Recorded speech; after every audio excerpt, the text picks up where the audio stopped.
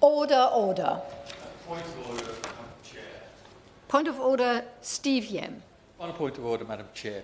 When I spoke in the debate here on the 25th of March on the subject of construction standards for new build homes, I made a reference to PR Power Saving Solutions Limited. I should have drawn attention at that time to my entry in the Register of Members' Interests, in which I record a campaign donation from that company. I apologise to you and to the House for this oversight, and I'm grateful for the opportunity to correct the record. Thank you, and I'm grateful to the honourable member for giving notice of his point of order. He has put his correction on the record. I now call John Slinger to move the motion. Thank you, Mrs Hobhouse. It's a pleasure to serve under your chairship. I beg to move that this House has considered the potential merits of automation for the UK economy. Now, I don't want to sound too dramatic, but honourable members should know that this is an historic debate, a first. It's the first time that automation specifically has, to my knowledge, been debated in Westminster Hall and perhaps even in Parliament. It's also perhaps the first speech in rather a long time about business and innovation that hasn't focused solely on AI, which I'm sure is a relief to us all. I'm going to argue that automation is not a threat to the UK economy. It's indeed one of the greatest untapped opportunities that we have, from boosting productivity to creating high-quality and high-skilled jobs. Automation can power our growth, competitiveness and resilience. But for reasons which I'll touch on, and which I would be grateful for colleagues' views on, the UK is not, unlike in so many other areas, sadly, yet a world leader. Before I go too far along in my speech, let me define automation as the action or process of introducing automatic equipment or devices into a manufacturing or other process or facility. It's not just about robotic arms.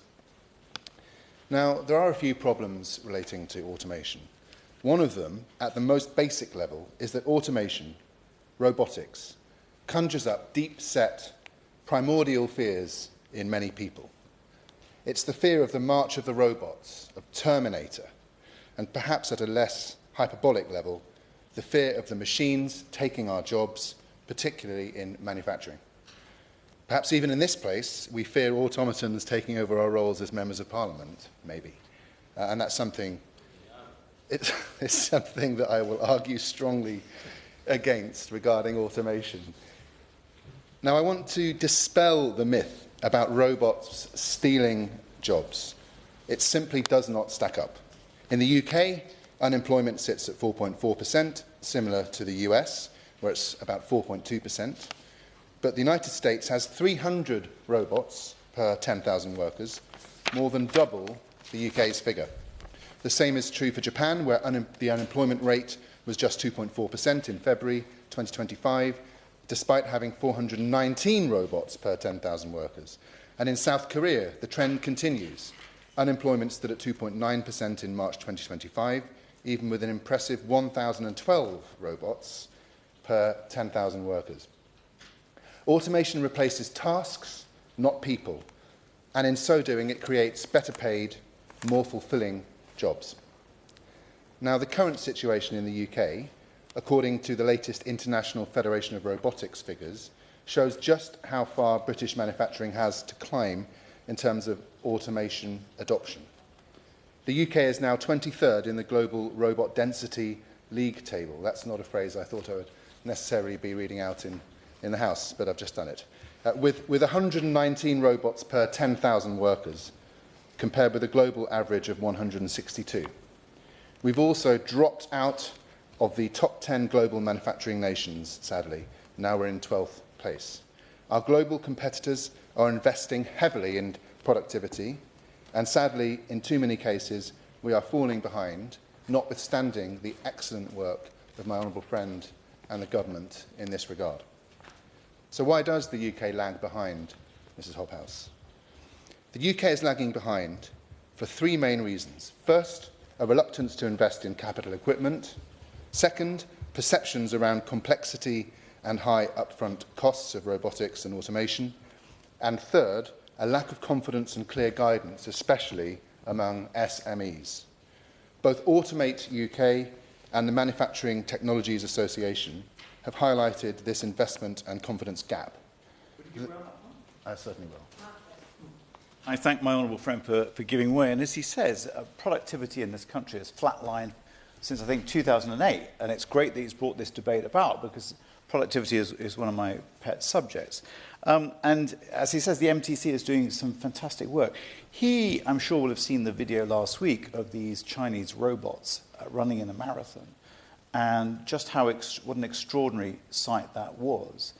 Does he agree with me that we need to develop all sorts of policies, but fiscal incentives is key to actually getting the investment that businesses need to deliver on increasing robotisation and automation? I thank my honourable friend for his intervention. He makes a very good point, and I'm hopeful that the Minister will refer to some of the measures that the government can take to help, and already are taking, to help increase productivity. And I must say that as someone who is running the London Marathon on Sunday, I'm slightly worried about the rapid rise of the robots in that particular field, and I'm certainly going to beat any that I see. So the Manufacturing Technologies Association are calling for government leadership to break down these barriers and deliver a national framework to accelerate adoption. While knocking on doors, as I'm sure many colleagues have been doing over the Easter break, I met a young entrepreneur who himself has a small robotics and automation systems business and wanted to expand, but wasn't aware of what finance was available to make the capital investments he needed to, or information about how he could take on an apprentice or two. So I helped as far as I could as an MP by signposting him to the right people, but it does show a lack of cut-through regarding support for automation. I've seen the potential of automation firsthand on visits to companies like Fanuc UK in my constituency, which is part of a high-tech cluster at Anstey Park, including the London Electric Vehicle Company and the Manufacturing Technology Centre, or the MTC, which I'm proud to represent and to champion here. I've seen how automation transforms jobs, shifting roles towards programming, maintenance and process design. I've also witnessed firsthand how automation, due to its requirement for high-skilled workers, stimulates the investment by companies in skills development, with apprenticeships programmes, outreach to schools and sponsorship of competitions.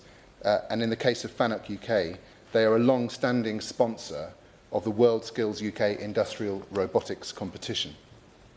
I've met apprentices at Fanuc and at the MTC and elsewhere, and I've seen the excitement and enthusiasm, as I'm sure colleagues have across the House, when we meet young people who are training to become the masters of machines, unleashing economic potential and enabling new innovations to be born and to grow.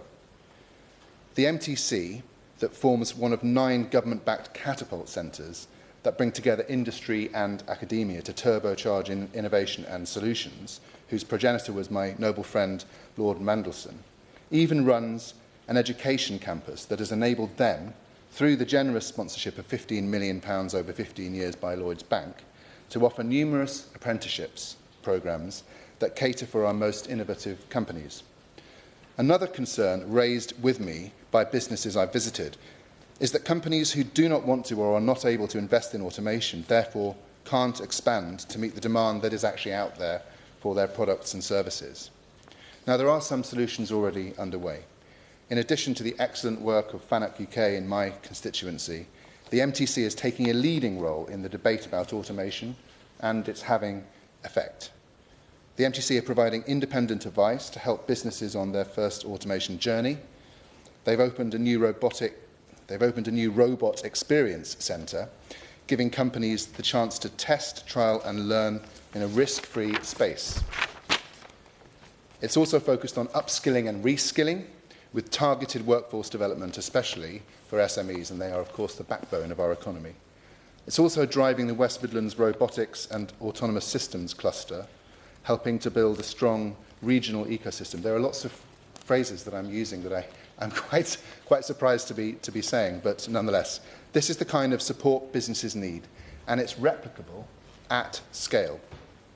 Now, there is a huge prize available for the UK. Make UK estimates that if we scale up our SME manufacturers, we could add 83 billion to our manufacturing output, lifting us to 7th in the world rankings. To deliver that, we must double our robotics adoption by 2030. Will my honourable friend give way Of course at I'll that give way. point? Thank you. Thank you, Chair. I represent a constituency with a long and proud tradition when it comes to manufacturing heritage. Whilst discussions on automation usually focuses on AI, I'm grateful to my honourable friend for recognising the importance of robotics in this sector. The UK lags behind its global competitors in robot density. We are the lowest amongst the G7 nations. This gap reflects missed opportunities for productivity and growth.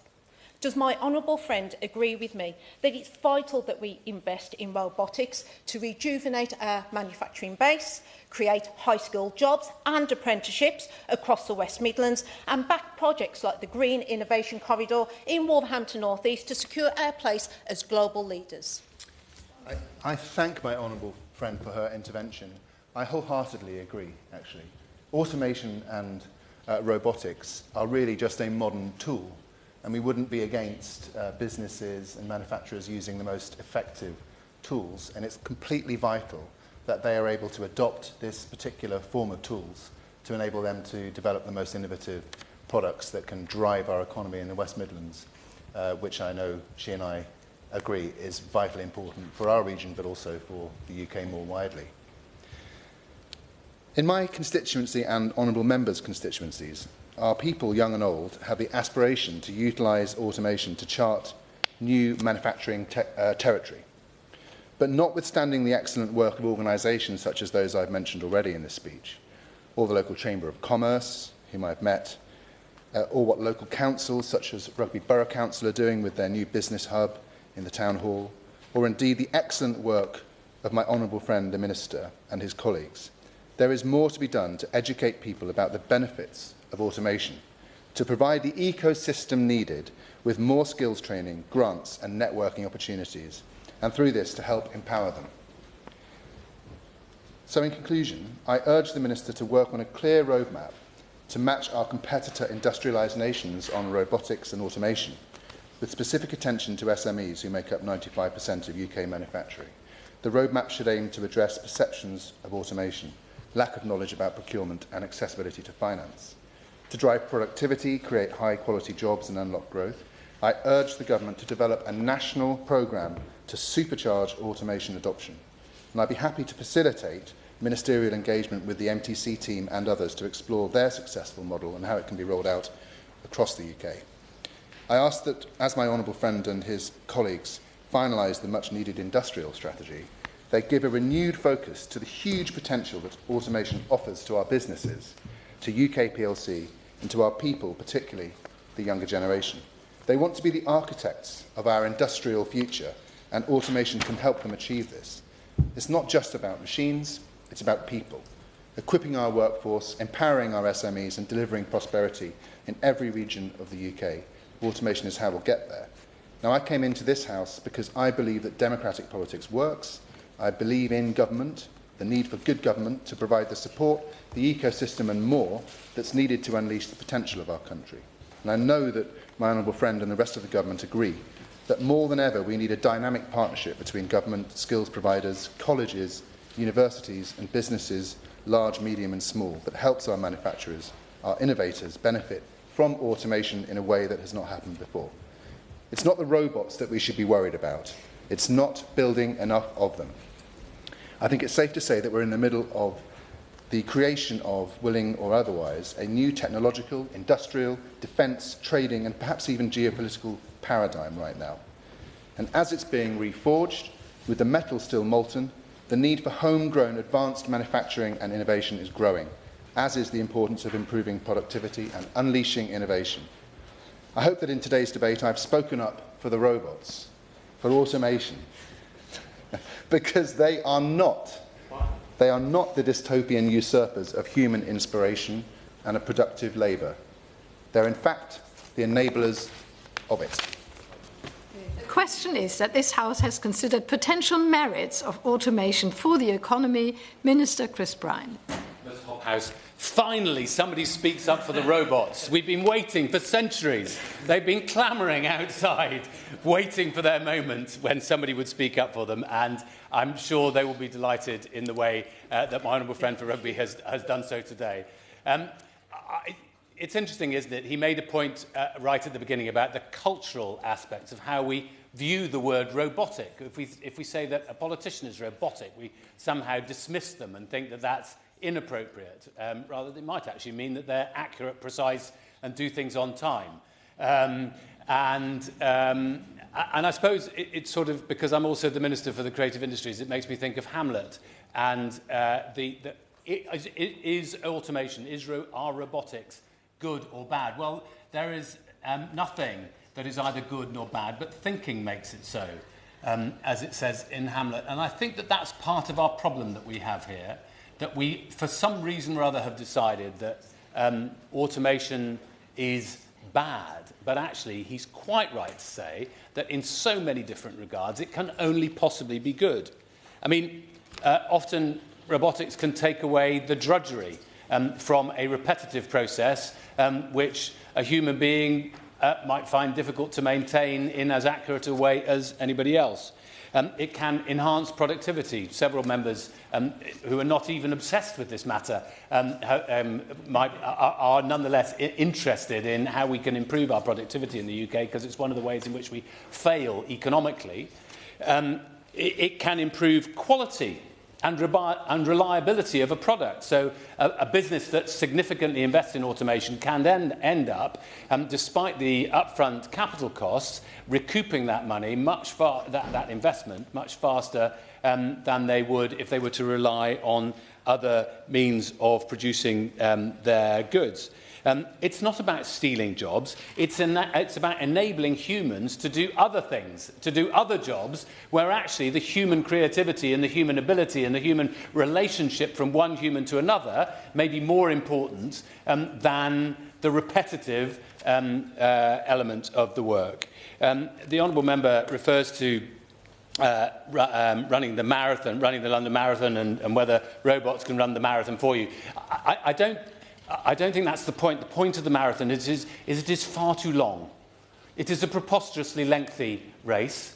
I've done the London Marathon 3 times, and I had decided that I was not going to race against anybody else. I was just racing against myself to get to the end. This is my advice to my honourable friend about how to run the marathon. And it was all going swimmingly until we got to the very end, to the last 200 yards, when 2 women dressed as Bakewell tarts overtook me. Then I was very upset, and I decided I was going to beat the tarts. And I did. But the point is made that there are things where only we humans can compete, and where only we can make that difference. And I mean, robotics can also provide solutions to pressing social problems. This includes autonomous vehicles for transport, which we've not referred to yet, robotic maintenance and monitoring, supporting clean energy transition, and robotic innovations enhancing social care, which might be a very significant part of improving productivity and improving the quality of the care that can be provided, so that the personal involvement is not doing the drudgery.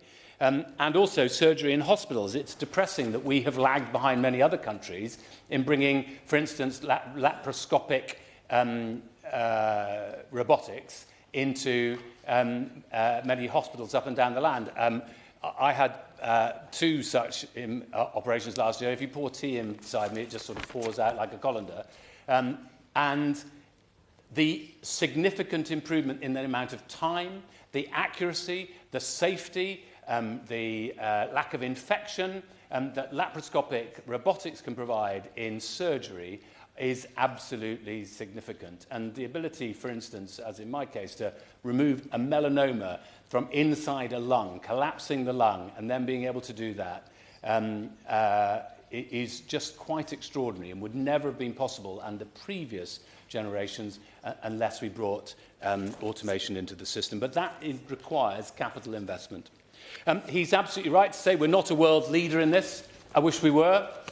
I have slightly different figures from his, but mine might be a year out of date. I think it was in 2023 we were 24th in the world, but maybe in 2024 we were 23rd in the world, according to the International Federation of Robotics. And he pointed out that we're not in the top 10. We're the only G7 country not in the top 10. And that is surely an embarrassment for us. I mean, this is a country that in so many different areas has innovated. Sometimes we've found it difficult, once we've innovated, to take things to market and to get them to be invested in, and other countries have been better at that, one of the things that we need to address as a government. But it's shameful for us.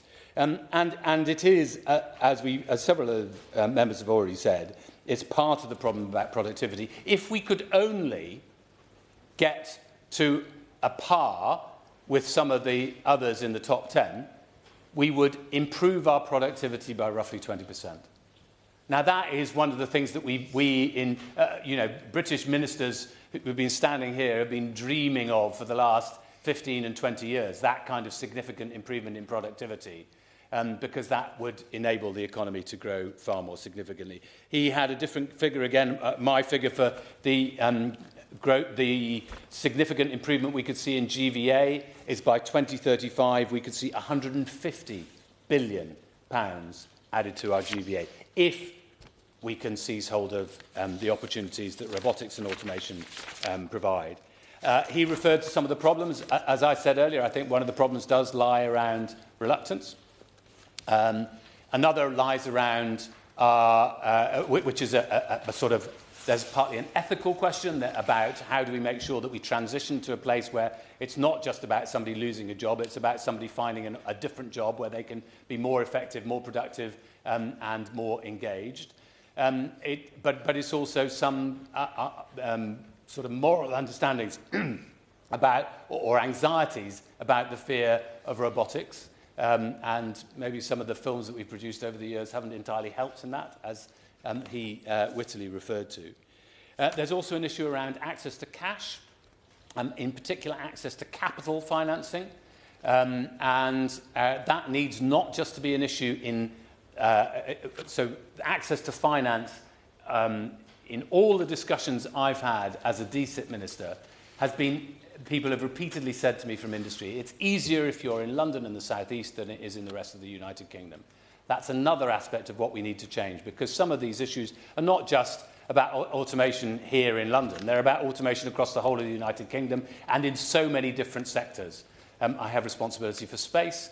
Obviously, robotics, automation, key part of delivering a proper space, an ambitious space programme over the future years, where I believe that we can be a world leader if we focus on the things that we are particularly good at and where we have a unique contribution to make.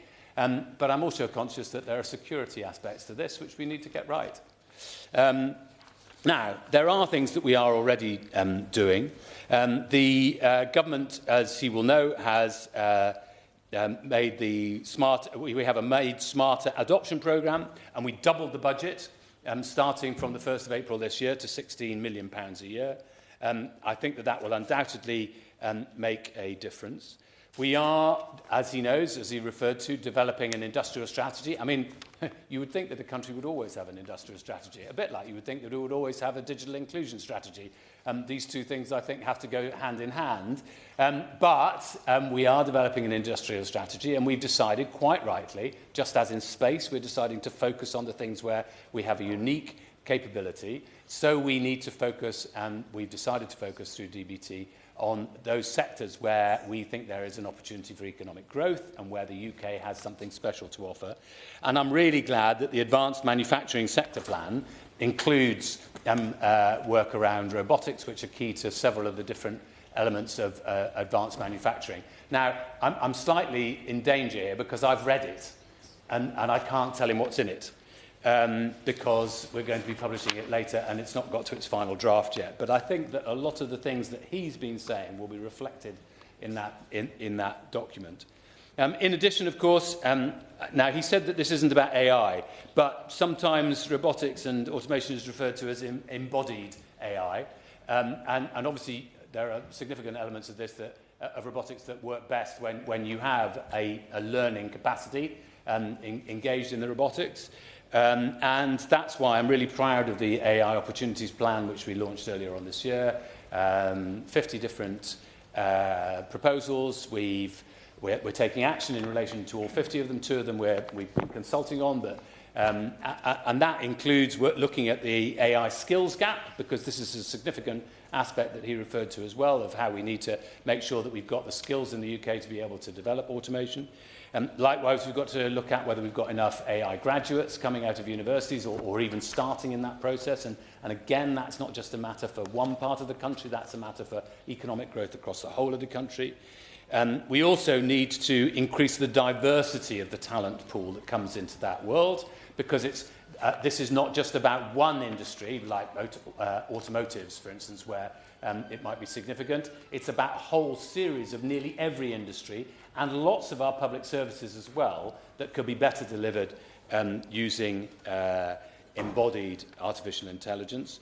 And similarly, we need to look at the education pathways into AI and therefore into robotics as well.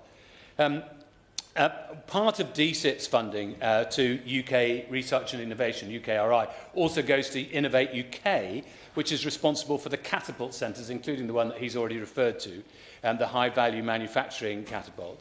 DSIT is providing £8.8 billion to UKRI in this financial year, and Innovate UK will receive £948 million of that. And the HVMC, the High-Value Manufacturing Catapult, is a strategic research and innovation hub for industry commercialising the UK's most advanced manufacturing ideas.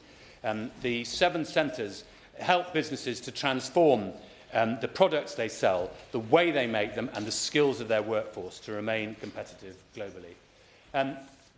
Ms. Hobhouse, I'm delighted that we've had, as was already referred to, a historic debate on automation. I hope I haven't provided a robotic answer to my honourable friend's questions, and I very much hope that when we produce our industrial strategy in the next few weeks and months, he will be proud to say that we are embracing and fully behind this drive for greater productivity through greater automation, whilst always holding on to that belief that it's not about replacing people's jobs, it's about enabling people with that human element to play the human role they need to play in whatever industry it may be, whether it's the creative industries or automotive or whatever it may be. My final thought is the marathon is far too long a distance, and I wish him well. I hope he comes in at more than 3 hours and 24 minutes. Thank you, Mrs. Hobhouse. Thank you. The question is that this House has considered potential merits of automation for the economy. As many as are of that opinion say aye. Aye. Of the contrary, no. I think the ayes have it. The ayes have it. Order, order.